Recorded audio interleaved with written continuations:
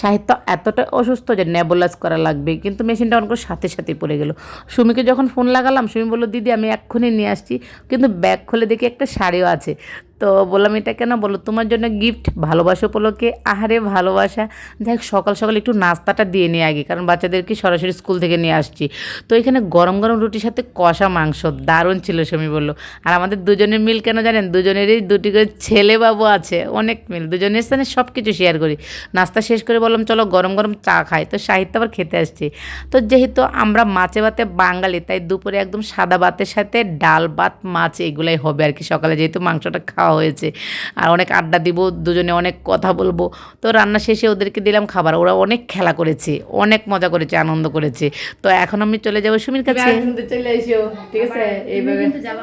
আচ্ছা ঠিক আছে, অবশ্যই আমি যাবো। সুমিকে বলছিলাম সুমি বড় মিস্টেক হয়ে গেছে, ক্যামেরা অন করতে তো ভুলে গেছি, আমার রান্না সম্পর্কে তোমাকে রিভিউ নিতে পারি না।